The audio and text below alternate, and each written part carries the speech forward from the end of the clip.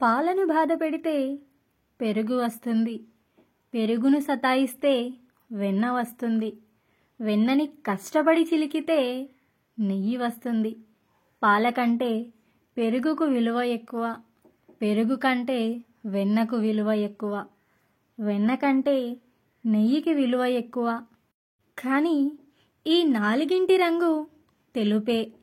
దీని అర్థం ఏంటంటే మాటి మాటికి దుఃఖం, ఎలాంటి పరిస్థితులు వచ్చినా కూడా ఏ వ్యక్తి రంగు మారదో సమాజంలో ఆ వ్యక్తికే విలువ ఉంటుంది. పాలు ఉపయోగపడేవే, కానీ ఒక్కరోజు కోసమే.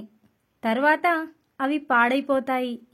పాలల్లో ఒక్క చుక్క మజ్జిగ వేస్తే అది పెరుగవుతుంది, కానీ 2 రోజులే ఉంటుంది. పెరుగుని చిలకడంతో వెన్న వస్తుంది. ఇది కూడా 3 రోజులే ఉంటుంది. వెన్నని కాచినప్పుడు నెయ్యి వస్తుంది. నెయ్యి ఎప్పుడూ కూడా పాడవ్వదు. ఒక్క రోజులో పాడయ్యే పాలల్లో ఎప్పుడూ పాడవ్వని నెయ్యి దాగి ఉంది. అదేవిధంగా మీ మనసుని లెక్కలేనన్ని శక్తులతో నిండి ఉంది. దానిలో కొన్ని మంచి ఆలోచనల్ని నింపి మీకు మీరే చింతన చెయ్యండి. ఏ సమస్య వచ్చినా ఇలానే విశ్లేషించి చూడండి. మీరు ఎప్పుడూ ఓడిపోరు, ధైర్యశాలి అవుతారు. గుర్తుపెట్టుకోండి. నా వీడియోస్ కనుక మీకు నచ్చినట్లయితే ఒక లైక్, ఒక షేర్, ఒక కామెంట్. ప్లీజ్ సబ్స్క్రైబ్ చేసుకోండి. Thank you.